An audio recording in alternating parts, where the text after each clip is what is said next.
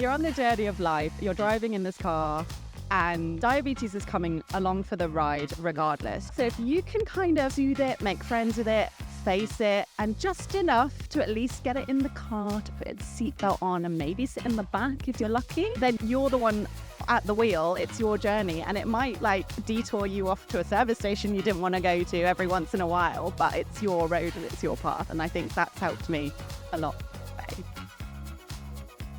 Work towards being the adult that your childhood self needed. It's a reminder to be compassionate with yourself, which I think is so important when you live with such a absolutely mind-blowing chronic condition where the goalposts are moving literally all day, every day. It's a festival, you're walking a lot, you're dancing around. I'd taken snacks, I'd taken hypo things, but I'd used every single thing. We were on this boat on the way back and it must have been about 2 a.m.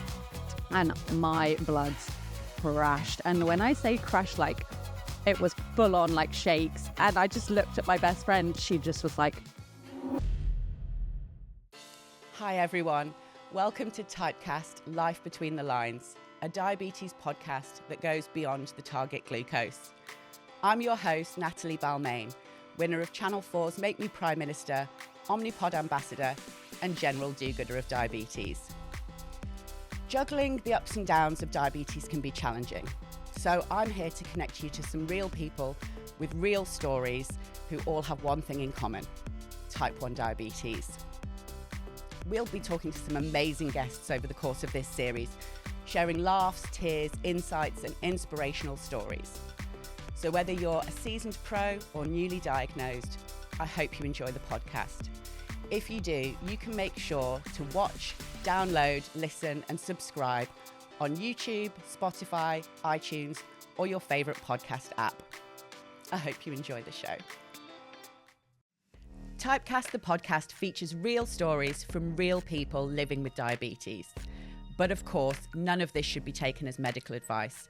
Always seek advice from your diabetes specialist team before making any changes. Hi, Diabesties, and welcome to another episode of Typecast Life Between the Lines. And a very special one too, because we are live from EASD in Madrid. And today I'm talking to the beautiful Miss Jen Grieves. Hi, Jen. Hello. This is fun, isn't it? This is professional. I know. I'm feeling very, there's a lot of eyes on us. We're at a big conference. It is very lively here today, so I'm going to be on my best bet. Well, I'm going to try and be on my best behaviour. I like that you stopped yourself there. You're like, I'm going to give it a go. And that's all we can ask, Natalie. Exactly. I'm doing my best. But that's why we love you. So. Well, I want to start this episode by saying how much I love you, because honestly, Jen, and I mean this in the kindest way, because you are actually younger than me, but you was just somebody that I've always looked up to. Oh, stop. I know. I think there are so many things about your life that people would find inspiring, not least what you do, how you live with your type 1, how you talk about it. In particular, I'm going to mention the video you did for World Diabetes Day last year, because I just think what you wrote and what you said in that was so beautiful and so poignant. But also just, I don't know, I just think it's your fearlessness, the way that you live your life, the way that you travel, the job that you do. I want to get into all of it. Oh, you're an angel. Thank you so much. Can you come and be my hype woman, on a day-to-day? Absolutely. That is truly so wonderful, because not to get straight into it all, but diabetes is not easy. And I think to see people like yourself as well that are just getting out there and getting on with it, and kind of embracing the fact that none of this is perfect and it's not ideal and it's not what we want, but what are we going to do about it anyway? And what are we going to go out there and kind of get up to, and absolutely where's it going to take us despite having this thing with us? So for you to say that is absolutely gorgeous. Thank you so much. Well, no, thank you. And I do think it is important that we remind each other, because you're probably a lot like me, and that we do what we do just because we're just trying. We're just winging it. And sometimes you do forget, actually, that what you do inspires other people. So it's nice to be reminded, actually, that you're doing that. Oh, and I'd like to hold that back up to you, because, I think as women as well, just getting out there and cracking on, carrying the oodles of kit that type 1 diabetes means that we have to carry with us, and kind of just, making the best of it. And I think one thing type 1 diabetes has given me is just that kind of like all dignity went out the window. All ideas of perfection have gone out the window. And it's just like, we're just going to give it a go. It's probably going to go wrong, but we'll pick ourselves back up. And like type 1 diabetes does make us really scrappy, I think. Scrappy is a great word. I always use stoic, but stoic's a bit formal. Scrappy is right. Yeah. Oh yeah, we are scrappy do, aren't we? And it's okay. It's okay. It doesn't need to be perfect. No, and I think that is a really important point that we're probably going to touch on a few times in this chat. But if I can take it back to the beginning, can you tell us, because you've been diagnosed a long time? Yes, well, thank you so much for having me, first of all. Like, it's amazing to be here. This is so cool. This is very exciting. And it's lovely to be able to have these chats. I'm already like, this is therapy. Get ready, guys. Yeah, ready. So, I was diagnosed at the age of 8, 9 days before my 9th birthday is how I kind of always remember it. One of my first memories is like my poor mother trying to decide how much birthday cake I could have and giving my brothers a bigger piece. And I was like, no, it's my cake. But the doctors had said, well, we can get into this. They put me on a 70% carbohydrate diet, but in the same breath told me I could never have sweets again. So my poor mum, who was just as clueless as like I was, and the person I looked to for all the answers, I can vividly remember her sort of hesitating with this cake. And that just breaks my heart for her now, because at the time, you don't know what's going on. I didn't know what was going on. None of us knew what was going on. And so I sort of think through the lens of an adult now, seeing what that must have been like for her, like, and my dad as well, and my brothers, because we were all involved, But yeah, so that is a really poignant story, actually. As a mum, you want to give your little girl her birthday cake, and all I was there doing was like, no, it's my birthday. I need the big piece of cake. The appetite has not gone away. No, I tell you what, have you seen those giant cakes that Leeds place has been doing that's gone viral? No. Oh, they do chocolate cakes that are about 17 layers high, and I'm looking at it like, I wish. My omnipolys. But no, we can eat the cake. We can eat the cake. Eat the cake. I eat the cake. Yeah. Yes, we can eat that. Okay, so you were 8 going 9. Yeah. That's tough. Yeah, it was. I remember when we went into school to tell my teacher and kind of explain it all to her, she said, oh, yeah, she'd really lost her sparkle, I think is the word she used, which is a little bit cringe, but it's cute. Like, I was a very like bouncy, outgoing, part of everything kind of child. And I also vividly remember my diagnosis is full of these like awkward moments, it was break time at school, and instead of going out to play, I went and hid and like sat on this beanbag that was in her cupboard, and she kept it for like book lesson or something, and whoever was reading would sit on this beanbag, so it was stored in the cupboard. And I, instead of going out for break time, went and sat in this cupboard on the beanbag, and she found me. And her first question was, are you being bullied? But it was just that I didn't have the energy. I remember sort of just fading away a little bit, and you literally are fading away as well. Of course, I had the classic symptoms, but I didn't have a really, really dramatic diagnosis story, thankfully, because I know a lot of people enter into it in like such a traumatic fashion. But my mum was pretty on the ball, and like we knew something was wrong, so it was like GP, refer you to the hospital that same day. Came out of the hospital the same day. Really? Yeah, at 8 years old. Always did my own injections, but I had like home visits every day for a week. Okay. Yeah, but back in the 90s, very different advice to now, and like very different regimes and everything. Like straight on the fixed doses, 8 to match the insulin, so it was like same amount of insulin for every meal to start with. Just so different to what it is now. I remember getting told not long after my diagnosis, and obviously it was different for me because I was 20. It was 3 months before my 21st, so I was on the adult pathway. Yeah, but I remember a nurse sort of going, maybe I didn't take it in, maybe somebody said it and it didn't penetrate, but I don't remember anyone actually talking about carbs. And I remember a nurse saying, give yourself 4 units for a cheese sandwich. What does that mean? Well, exactly. What does that mean? But we didn't know any different at the time. And I think you're looking to these figures of authority because you've been plunged into this world. You literally walk in that door and come out like, trying to figure out a new identity. You don't know that at the time, but that's what it is, because everything you know is then changed from that point onwards. And it's so hard. But here we are. Did it change anything for you in terms of at 8, maybe you hadn't really thought too much about what you really wanted to do or be, but do you remember it changing any of that sort of vision for the future for you? I think at the time, like as a child, you're kind of used to being told what to do. So someone did say, like, here you go. I was really upset. I remember that day just crying my eyes out. But after that, like, it was all quite shiny for a while. All this stuff came in and I had all these things to do and count. And like, I was doing quote unquote well at it for a while before the hormones kicked in. It went very much downhill. But it was another thing where I could kind of try and impress people older than me. And for me, like, that says a lot about my personality at the time, but it became a thing to do. And pretty soon that novelty wore off. But I don't remember it ever kind of feeling like it was going to change anything, because I probably hadn't thought that far ahead. I was doing every activity under the sun, like football club, dance club, netball, like you name it, I was doing it. And thankfully, my parents never really like took a step back from that. There was never a question of, can she still do any of these things?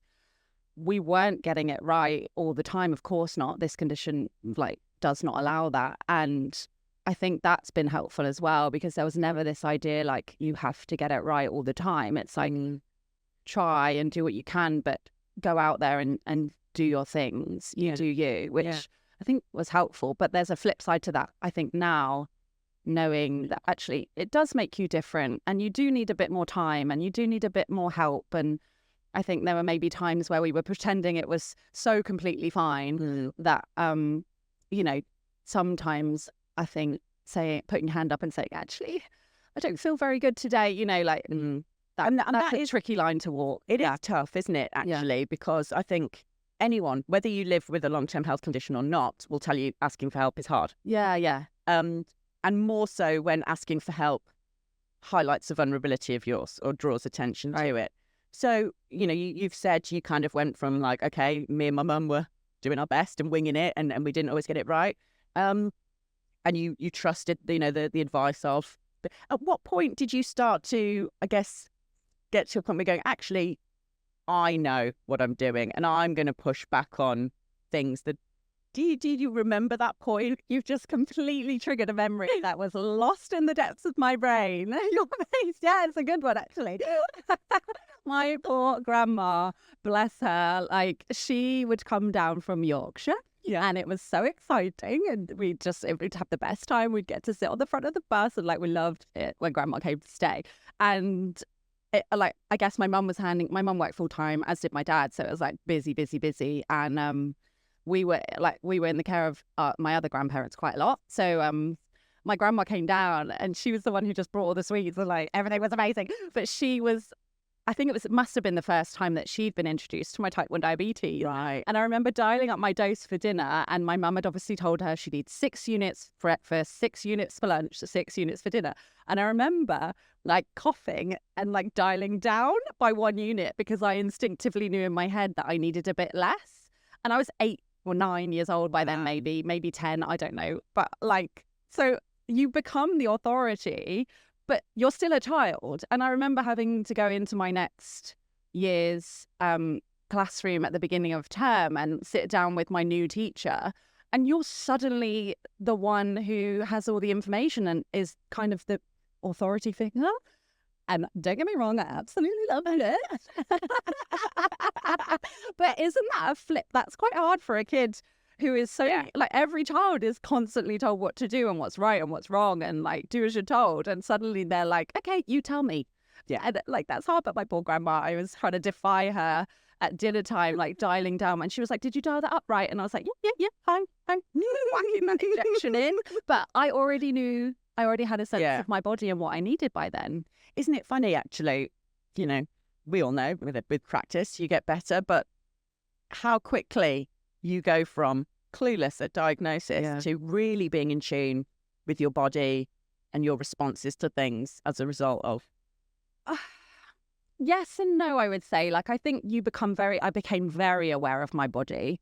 Whether I was tuning into the responses back then, I think not for a very, very long time. But now, certainly, especially with the data and stuff, like, you get instant feedback on those decisions you've taken. And that can be very hard when it doesn't go to plan, to kind of reconcile. And I think having compassion for yourself is such a huge piece of this puzzle. Like, because I'm sure we'll get into it, but there's the physical aspect and the biomedical aspect of living with type 1. And that's almost like, I think where the advice starts and stops is to keep you alive, understandably. But there's a very different like level between being alive and being here and existing with type 1 and kind of reaching towards living well and thriving with type 1. And I don't know what that looks like for each individual person. But so I definitely was very aware of my body, but I don't know that it was like, I was really paying attention to the responses and stuff, not consciously, certainly not for a long time until I figured out the emotional piece, which maybe wasn't for,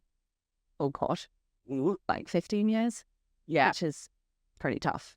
It is. And actually, although we've already said we were diagnosed at very different ages, I would say it was probably a similar sort of time frame for me in terms of realizing just how important that emotional and psychological aspect of it was, because you kind of do get fixated on the keep yourself alive. Did you get any emotional support when you were diagnosed? Like, what was it like when you were diagnosed? Sorry to turn the table. Yeah, I know. This is Jen, the podcast coming out. I don't feel that I did. Unfortunately for me, I was 3 months into what later turned out to be quite an emotionally abusive relationship. So not only did I not have emotional support, there were actually, this is quite, I don't know if sorry to my ex for sharing this story, but he was incredibly unforgiving about the mental health aspect that came with it. He didn't believe in depression.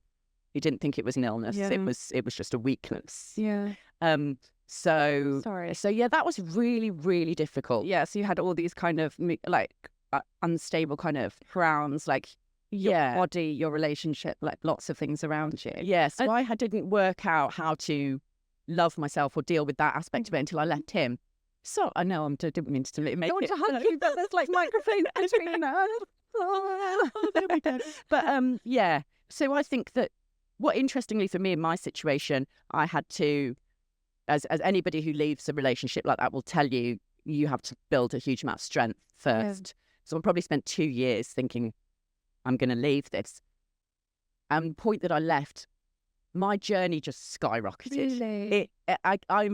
It's amazing. I went from here to just like straight up in less. Yeah. And like, to bring it back to diabetes, and not to say that it's the same at all, but like, you kind of have to take your life into your own hands every day with type 1. So you are doing it for you, and you are proving yourself over and over again. You're building those pieces, especially I think as newly diagnosed. Like, a lot of the experiences are ones you're experiencing for the first time, and you kind of come through them and they'll be shaky and they'll be a bit like, oh, that didn't go to plan really, but I've come through it. And I don't know if that like helps you build that piece where you're tested so much more living with this condition, I think, than a lot of people are on a day-to-day basis. And obviously everyone has their own challenges in different ways, but maybe that, like, to take a positive from a very bad situation, like you building that for yourself and having to push through diabetes, because it doesn't stop. We know there's no days off. You get diagnosed and that's it, off you go. And like,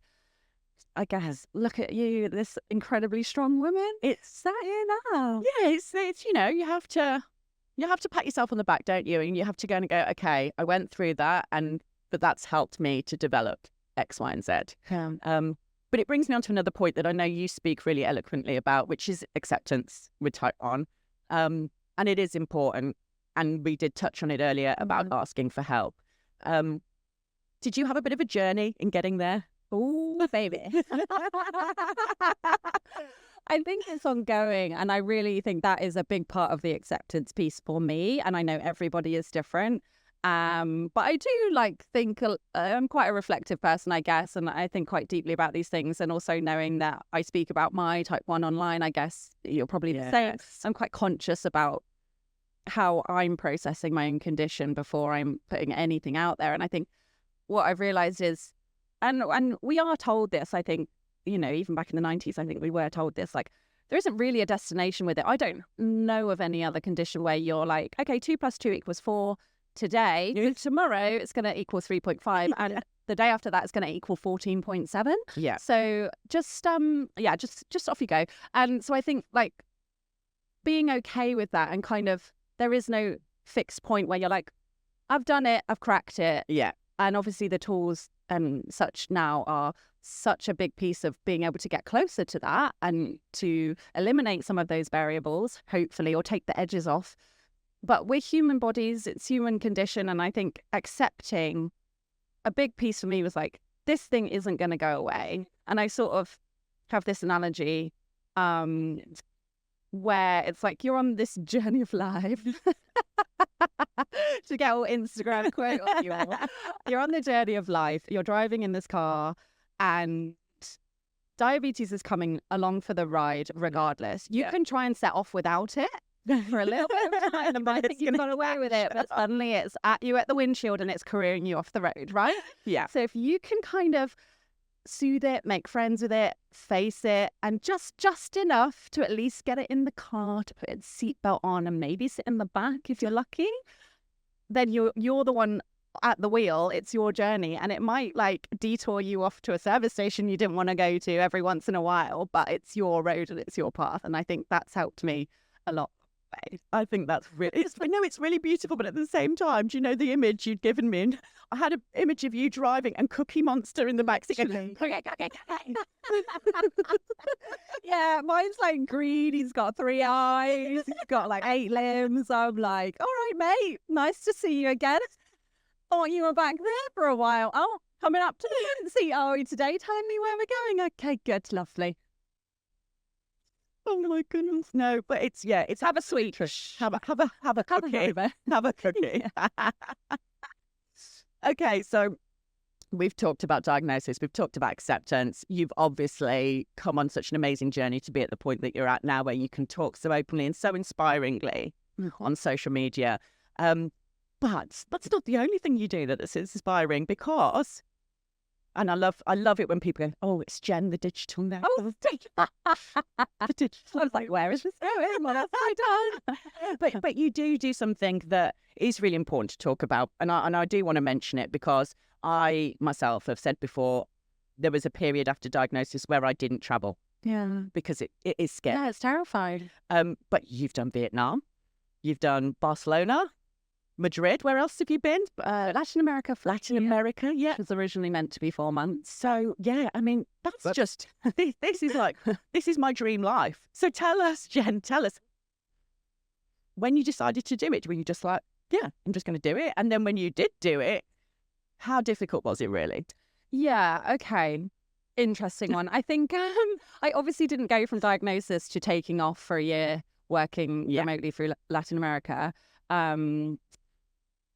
You know, my first school trip, I remember, again, my poor mum, God love her, coming with like a plastic toy box full of every kind of snack. You know, think like there was going to be no food at this place where like 100 kids were going to be for a week. But bless her, she was like, Jen needs her. There were like packets of crisps in there. I've never fixed my diabetes with a packet. I know, I can't say crisps are my go-to hypo treatment. Yeah.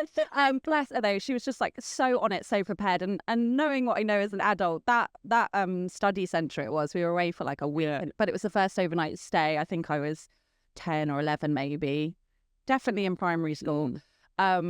You know, it was 20 miles down the road, but it was a big deal. And then like we didn't go on a plane until like maybe I was like 14 or something. So it's like these progressions where, and thankfully I had adult figures around kind of helping me with that. And then I went freelance in like maybe 7 years ago. I left a very stable job because I wanted to travel more, because I'd been so focused on my media career that I'd never really done that. I'd been on a lot of holidays and stuff, but I started getting offers of work on location abroad, which was actually like a perfect trial, because if you've ever worked on a TV production, you will know there are like so many people, like everything has to be watertight and people looking after your accommodation. And I was like, is there a fridge in the room? You know, I had people to go to who actually had a duty of care to look after me as an employee. And that was a really good trajectory, because I was away for sort of like 2 months to 3 months at a time, working on these really intense programs, 6 days a week, long days. Like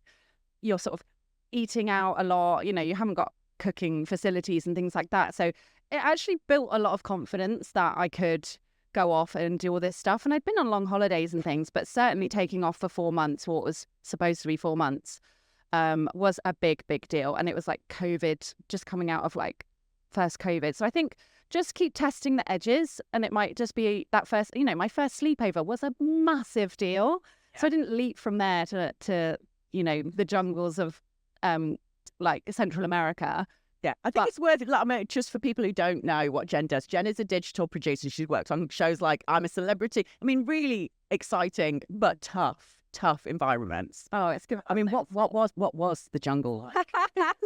The jungle, honestly, is one of my favorite jobs in the world because it's so surreal. It's just incredible. They built this TV show literally in the middle of nowhere, and it's basically a village now because it's been there so many years, and they do clear it all away, obviously. But the fact that you're getting up at midnight, it's pitch black. You're getting like you're staying on the coast, and then you're like working away in this porter cabin, which could be on Mars for all you know. It's just you and like your colleagues on the screen. And I remember going out to the toilet at like 4 a.m. and like suddenly you're met with all these noises of a jungle literally waking up. Wow. And the sun is rising. You're like, oh my God, this is amazing. And yeah, I've had a lot of fun. I've been very lucky in my media career to do some really cool things. Did you have a fridge in the jungle? Because you're there for a long time, you're staying in apartments. But yeah. And like catering, it never goes right. But I'm just like, catering. Hello, it does not go right. I mean, I can share that from my experience on. Hotel buffet. Hotel buffet. I got to go for it. That's brilliant. No, when I was doing Make Me Prime Minister, and you get the TV catering boxes that get sent to you in the green room when you're having your break. And at one point, they decided that type 1s, because I'd been told I was type 1, couldn't eat any carbs. So they were sending me I was doing, minimum 12-hour film days where I'm the one on my feet because I'm in front of the camera. Yeah. And I was getting no carbs. And I had to say, please, can you please send me some potatoes or rice or something? Yeah, it's wild, isn't it? I think, and people in that situation probably think they're doing the right thing because someone's told them this. And it's like, that is the thing with type 1. There just is no one way of doing it. And I think it really forces us to have to advocate and speak up. And that's another thing, like, I think I really had to learn for myself is to advocate for what I need, whether that be from my healthcare team, who, have been so responsive to that. But for a long time, I just thought I was going to tick the boxes and get out of there as fast as I could. From that kind of situation to being in an airport security and saying, no, this is my medication. It's allowed to be in a separate bag, or you can't take that away, or I actually, can I get a fridge in my room? Like having to ask those questions. No one wants to be that person, but my health is more important. Absolutely. That is a really, really important point to make, because you do have that kind of point where you go, I don't want to be, I'm not trying to be an idiot, I'm not trying to be pushy, but you do have to stand up for yourself, because if you're not going to do it, who else is going to do it? And even things like when you're hypo and you're like, oh my God, what am I going to do? I don't have like any sugar left on me. I'm in this situation, like having to go and ask for things, and you're in these awkward situations, or even something like sitting. I remember sitting on a train, or it was just a tube. It was a very short train. I was on my way home, so I wasn't far from home. But I remember sitting with this juice box as like a 30-something woman on the train home, like snuffling away this juice box in 2 seconds flat. And I was just like, what is this? Like, this is wild. It's so funny to think about, but it was like a kid's juice box. Yeah. It's like, I'm a professional 30-something on the train home, and this is just what I do to save my own life, honey. Like, and then I'm like, power to you, girl. Yeah, you're doing it. That's it. And you've got to do what you've got to do. I went to New York with a friend for a festival, and said festival is actually on an island off of New York Island. Oh, was it Hart Island? Oh my gosh, I can't remember. That was absolutely years ago. And I was on injections, I started doing finger pricking. So definitely not like, didn't have all the information that I have now around my type 1. And I was just living my life, Off we went to this festival. The day before, there had been a hurricane that had stopped the festival. They'd stopped these boats going back and forth from the festival. Sorry, the day before? Yeah. So like the whole ground was boggy the next day. Like we were wading through. So that is a lot of exercise. That's a lot of exercise. Yeah. And I used up over the course of the day, and obviously it's a festival, you're walking a lot, you're dancing around, whatever. I'd taken snacks, I'd taken hypo things. I'd been responsible, but I'd used every single thing. And we were on this boat on the way back, and it must have been about 2 a.m. and my bloods crashed. And when I say crashed, like it was full on like shakes. And I just looked at my best friend and, you know, my friends engage with me, but then they know I've got it and I don't help myself sometimes. Like I'm super independent, but they know I will ask for help if I need it. And I turned and looked at her and she just was like, put her hand up and she went running around this boat to get dregs of whatever she could from absolute drunk strangers. And I was just like, this woman, and it just made me want to cry. Like she gathered up these like hairy sweets, this half-drunk bottle of Coke, and it was just like, she saved me because I was just sat there like, I don't know what to do. And she just came through, and I was like, a million bonus friendship points for you, but also for all these people on the boat that were just like, sure, take it. You know, hairy sweets is going to be the soundbite from this. Oh my God. When I was first diagnosed, my parents would send me out to play. Again, they never stopped me going off. I didn't have a mobile phone. Like, credit to them. I'd go off out to play, or like go off to my dance class or whatever. And they'd always, without fail, like the thing I had to take was half a packet of glucose tablet. Yeah. But the packet was like torn off. So the top one, by the time I would go to use it, I'd be hypo shaking, little kid, you know, like trying to figure this out, trying to peel off the top of this packet. And the top one would always be like black, just covered in dregs from my pocket, like fibers from my jeans. And I'd always have to like pick that one off before I could then eat them. And they were obviously stale because they'd been open, like disgusting. But you know, it's just what you have to do. Oh, I've eaten some truly disgusting things when I'm having it.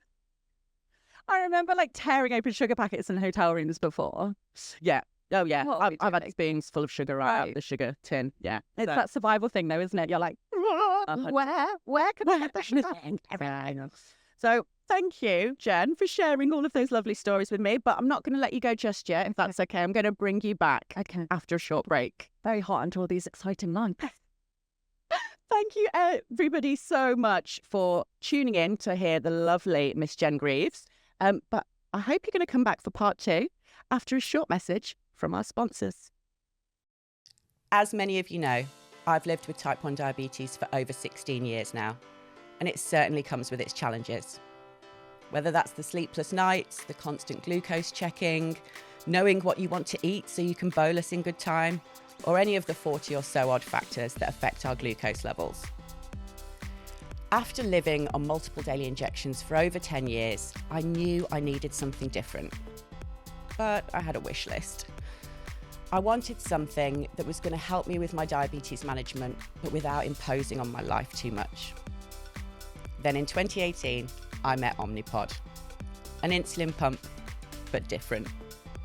It's a pump without tubes. Omnipod lets me live my life without multiple daily injections or the worry of my clumsy self pulling my tubing out. Omnipod helps me live my life my way without compromising my diabetes management or my quality of life. If you'd like to try a demo pod, you can order your own pod experience kit from omnipod.com/typecast and try it out for yourself. The link is in the description. Now, back to Typecast. Hi, everyone, and welcome back to part 2 of this amazing episode of Typecast with the lovely Jen Grieves. Hello. Thanks for sticking with me, Jen. I didn't scare you away. No, I'm having a lovely time. No, do you know what? I was going to say, can we just do this all day? I think we probably could. We're the chatters. The chat show is the next level. Coming soon, guys. Oh, we could do our own version of The View. Could you imagine? I mean... hope they'd be like the longest episodes ever. We just wouldn't stop talking. No, that's it. I'd enjoy it. 24-hour episodes. So in this part of the show, I love to start by asking people to share some funny stories. And I know that you've got quite a few because you've written about quite a few for the community when you started writing.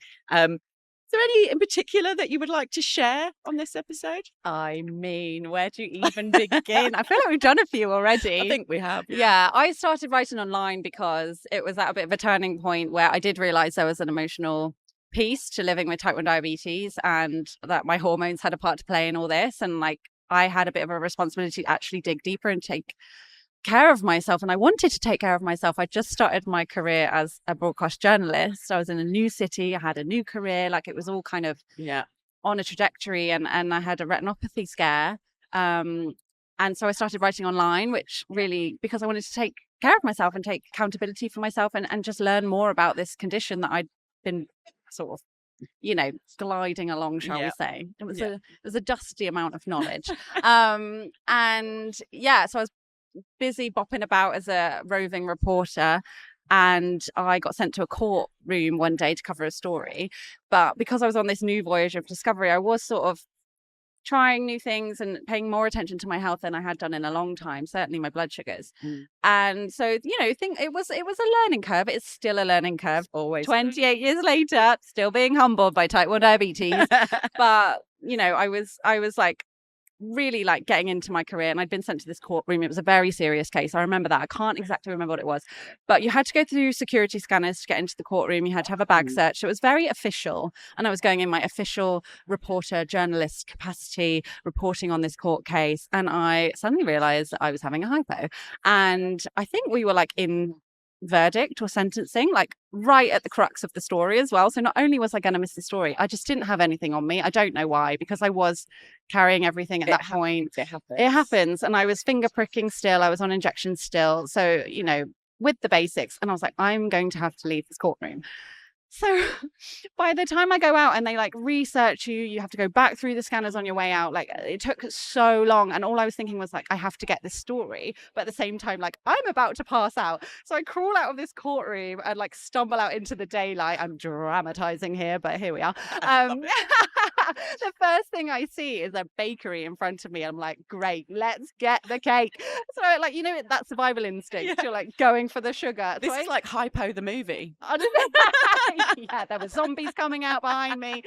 I get this donut and I ate it probably in about 0.05 seconds. I can't remember eating it, but I do remember then like going back into the courtroom, trying to present myself yet again, like me, hi, back again, trying to get back into this courtroom to get the verdict, get the story. And I am not kidding. I was covered in donut sugar. This is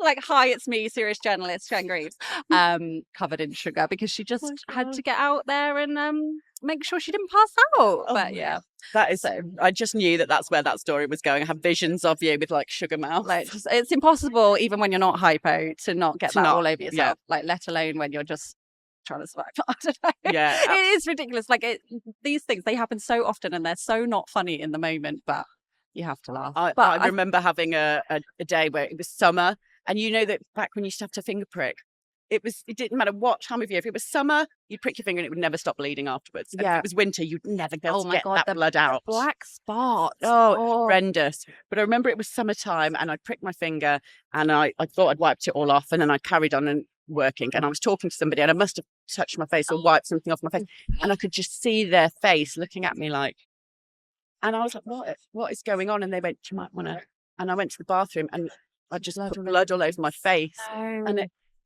I look back now and I had blood spots on every single school shirt, because where I used to do my injection in my stomach, that was where I'd do it at school because it was the quickest place to get to. So if I untucked my shirt ever, there was just like blood spots lining.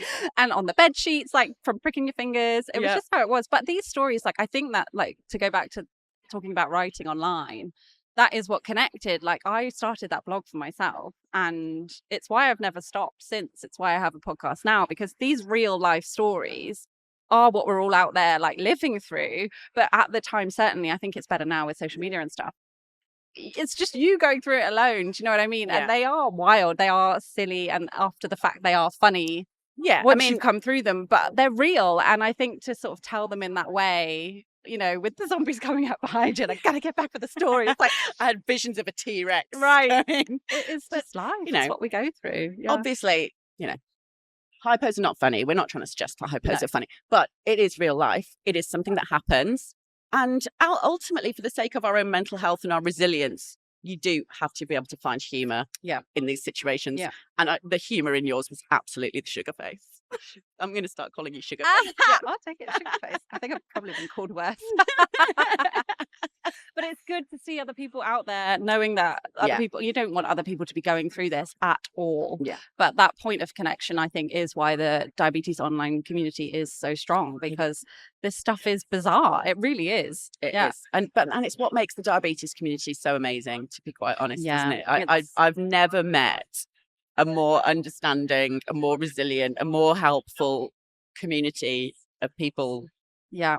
I think a big part of it is like, it is so hard to articulate this condition. There is no solution, as we said, like every day is different. And to try and articulate that to anyone else is so, so different. So to have people who just get it, even if your lived experience is slightly different, yeah, it's a powerful, powerful thing. And I think it just feels like a warm hug to me out there. I just think the community is amazing. Yeah. Yeah. I remember doing my first ever talk at a fundraiser years ago. And I was so nervous. It was in Leeds and I was getting the train from Manchester and I was on the train on my way when I realised I'd left my pens at home. I was still on pens and But were you going to a diabetes? And I was going to a diabetes fundraiser. And I got there and I relief. said to the lady organising, lovely Debbie Marsden, I've left my insulin at home. And she was stood there with a group of her closest and about 5 people whipped out their pens and went, do you want mine? Oh, it's just wonderful. Because I really do remember a point in time where I thought I was the only person in the world who felt like this. And I'd met other people with diabetes before. This was before like blogging or community, online communities, in-person communities, any of it.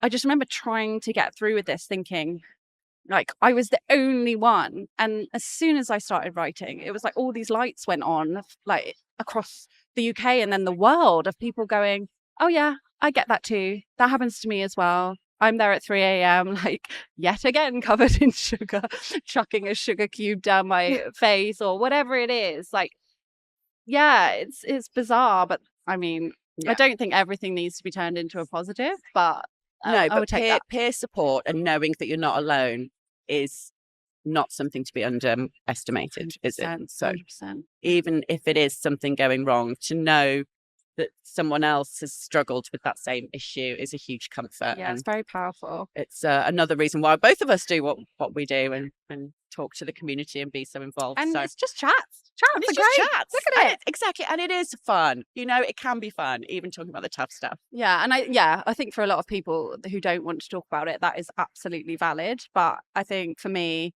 it helps me to process my story, my experience with it. Yeah. And then if it can help someone else and you might get the occasional chuckle out of it, I mean, that's all good things, isn't it? But I actually think, you know, I used to try so hard to fit in and stuff and being different, being unique, it's like a bit of a superpower. It is absolutely a superpower. Yeah. And I think that actually, that's a really good point. I think that's what's so beautiful about this community is we're all unique with our diabetes. Yeah. But we understand that about each other, and it's a community of unique people with a thing in common. Yeah, we're bound, but we celebrate that uniqueness. I think that's what's really special. We understand. Yeah, love it. But talking about how we can have fun with it, I'd like to introduce you to the next part of the show. Okay. I'm going to ask you some quick fire questions. Okay. If that's okay. Yeah. Miss Jen Grieves. Lovely. Some like dramatic music. I know. Right. Okay. I'm going to get my questions. Now, normally at this part of the show, I would have some cards to hold up, but we're here in Madrid and those out here left the cards. So sorry. It's okay. It's okay. I'm probably best without a prop. Probably, yeah. You know, focusing on sitting up straight, being on the camera. So you've done me a favour, thanks, is what I'm saying. You know what I was saying yesterday? Isn't it hard to walk when you're being filmed? Why is it you forget how to walk when somebody's filming you walk? Anyway. Right, okay. Question number 1. Okay. I think this is an easy one. Pump or MDI? Oh, pump.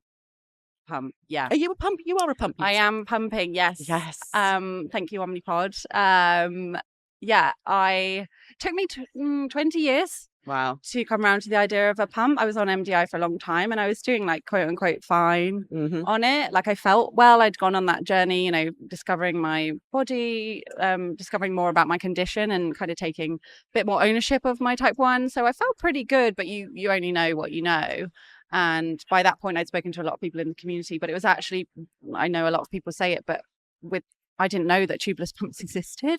Yep. I went into my appointment really psyching myself up to have this conversation finally, because it had come up a couple of times and I was just outright, no, not doing it. Yeah. I didn't want to be tethered. I didn't want something on my body. I just think I'd got to a place where I was more accepting of like myself and my relationship with my condition. So I geared myself up for this conversation to just see what the options were, whether there are any options, because obviously not, you know, a lot of people have a bit of a fight on their hands. And I didn't know that Omnipod existed. And my doctor turned around and said, oh, we've got this one. And we also offer this one, and just held up this white. It was like, like held up the pod and this white sterile thing, but it was just so diddy and cute. And like, I was like, yeah, that's it. That's the one. We're doing that. So yeah, went on to Omnipod because of the tubeless. It was my consultant who mentioned it to me. And I actually got a demo pod and tried a demo pod. And I was like, I actually really like, even though the demo pod doesn't deliver insulin, it's not actually doing anything, but I put it on and I just went, yeah, I can get behind this. Yeah. I'm comfortable with this. This feels good. It's interesting, isn't it? Because I was so afraid of being hooked up. And I think now that there are more sensors around, it's much more common for people to be wearing devices. To a point, I think less people than we realize maybe are not using any kind of device. But now I sort of see it. I'm actually really proud of us as a little team, me, my sensor and my pods, because we work really hard to keep me not only like ticking literally, but like feeling good, feeling well, living the type of life I want to live. Like we have to work together to get there every single day. And I'm like, yes, little power crew. Yes. Yeah. I love it. You're like the Powerpuff Girls over there. Actually, rocking it. Okay, well, this is in the same vein. CGM or finger pricks. I've just realised how unquick fire my answer was. I know. Sorry. No, but I drew that out of you. Sorry. Okay, I'm going to get better. CGM. CGM. All Done. the way. Done. Okay. All day long, all day. Yeah. Phone or text? Oh. Are you a caller or are you a texter? Oh, it really depends on the person. Because sometimes I just want to pick up the phone and have a chat. Yeah. And a lot of people hate that. I know. I like to phone people. I like to talk to people, but not everybody is. Yeah. And voice notes, personally, I think, again, not a quick fire answer. I think they're a bit of an art form. You want to be efficient. You want to be like getting the job done, but a little bit of a story in there maybe. But I send mini podcasts. I like them broken down. If it's a 7-minute voice note, it takes me about 3 weeks to press play because I just get a bit overwhelmed, to be honest. No, but I'm totally with you. I'm not answering it. It depends on the context. I love a text as well. Text me anytime. We'll let you know how you can get in touch with Jen later. Okay, Insta or TikTok? I'm an Instagram girly. Yeah. I don't know if I'm too old for TikTok. Is that a thing? I just what I don't like about TikTok is I don't know who these people are who use videos you're showing me. I don't care. It's just scary to me how much the algorithm knows what you didn't know you wanted to watch. It is terrifying to me. And the endless, like I spend too much time on my phone as it is. I don't need to go down that hole, which I will absolutely fall into if I spend too much time on TikTok. So, well, I think I've ruined my own algorithm by doing a show about politics because now my phone is just trying to give me mental health issues. Oh wow! Okay, just showing me the news, and I'm like, my For You page is lots and lots of engagements and weddings because I spend a lot of time liking and loving and cheering on my friends who are getting engaged and getting married. But I open my For You page and I'm like, okay, wow, this is a lot. Thanks for, pressurizing me. Okay, high or low? If you had to pick. Yeah, obviously both are not fun. Unless you write a story about it and put it on a blog and then it becomes quite fun. I'm going to take a low because you can fix them quicker. Yeah. I really, really hate those highs where I feel like if they go on long enough, they start to take away parts of my personality. And I hate that. And I don't use that word lightly, but when I feel it ebbing away at the essence of who I am, no, I'm not there for it. 100% agree with you. And you still have to crack on and carry on and do your job and be out in the world. Like you can't say, sorry, no, I'm not doing this today. A lot of the time, and that is really difficult, I think. But a hypo, and also a well-timed hypo, like just before lunch or when you fancy a chocolate bar. Yeah. I'm not saying that's like no, but I do go because I love orange juice, and a lot of the time I won't have orange juice if my blood sugars are good. Yeah, so I'm like, yes, orange juice time. Yeah, I'll take a low, but only a mild one, and one that's over with quickly. Yeah, that's true. Okay, so following on in that theme, juice or sweets? Ooh. I fix most of my hypos with juice because I just find it works very quickly.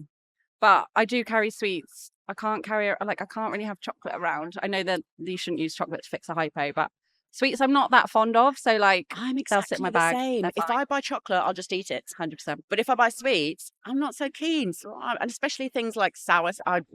So they just stay in my bag until it's hypo time, and then I go, oh, okay, right, I've got Medicinal to take sweets. my medicine. But sweets for a hypo, especially like a Haribo or something, especially like is that Chewy all right? sweets. Yeah. Looking at the producer there, like, ooh, brand names.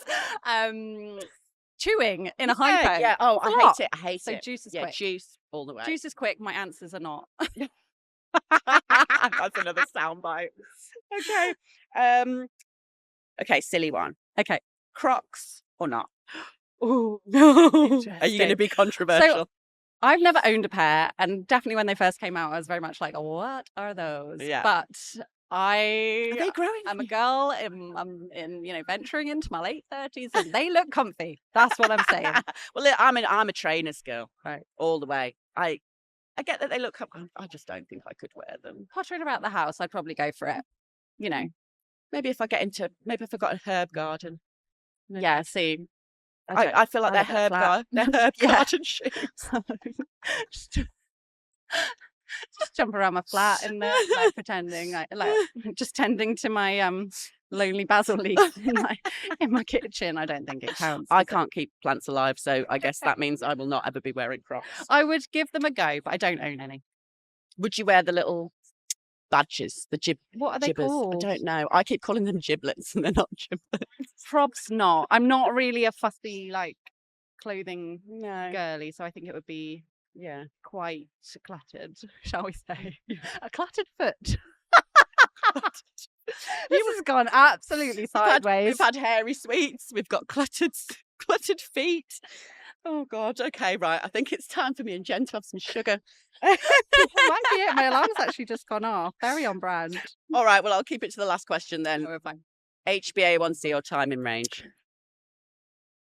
Again, sitting on the fence. There's probably a world for both, isn't there? I think time in range, like now we have the data week to week. I look at my time in range and I'm like, yeah, we're doing all right. Or, oops, that was a bit of a week, but it doesn't define you. It's just information and then we move forward. But I think HbA1c used to feel like a test when I was a kid. It was like, back what I was saying when I was first diagnosed, you'd go in every 3 months and be like, have I passed the test? And that's exactly what it was. Yeah. And I think it is the fact that because you're not going to get the answer until somebody else gives it to you, you've kind of done your bit and then you're waiting for them to tell you. And it does feel exam-like. Yeah. So time in range feels like of a more dynamic, ongoing thing. I think that's the way that the information is presented to me now. But I certainly don't feel as much pressure on it because it's on a week-to-week basis. I can just kind of move through it. It's a bit like your pedometer, isn't it? You kind of look at it and you're like, oh, I didn't do enough steps today. I'll do some more tomorrow. Yeah.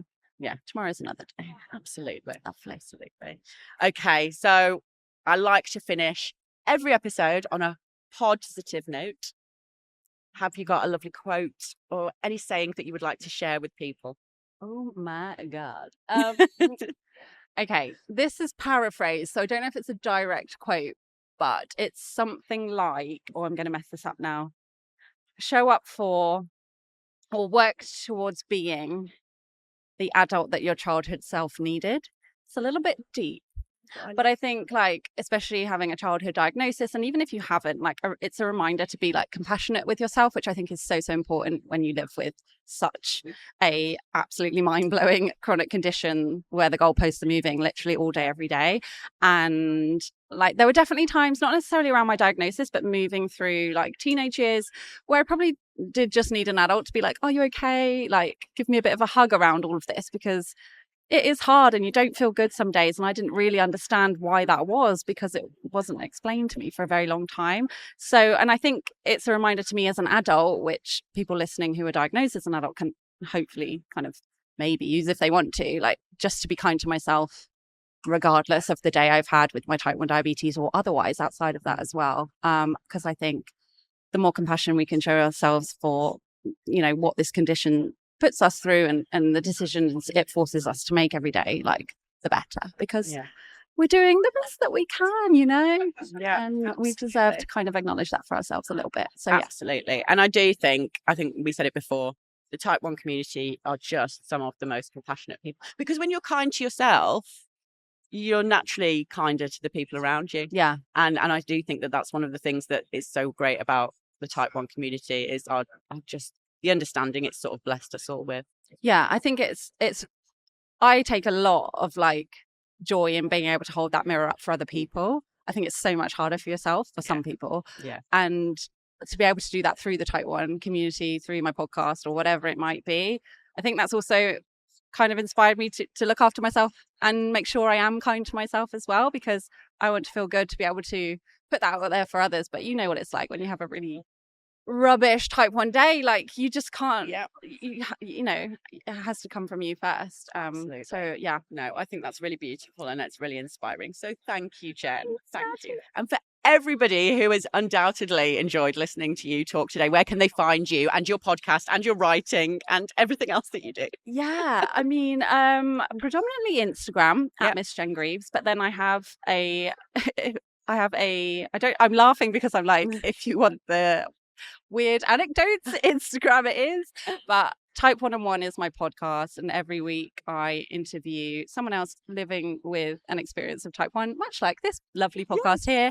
And yeah, it's been around for a while, so we've got over 100 episodes. There's someone that you will be able to relate to, and it's just stories, it's just chats, like we said, but actually doing that in relation to Type 1 diabetes is pretty rare and special. So that's why this podcast is absolutely fantastic. But yeah, Type 1, the podcast. Amazing. Yeah. And we will put those in the description to make sure that you can all find Jen. Thank you so much, Jen. I'm going to let you go and enjoy Madrid. I know, how fun. Thanks for having me. Thanks for coming on. If you've enjoyed this episode of TypeCast Life Between the Lines, make sure you hit that subscribe button for more content and share us everywhere.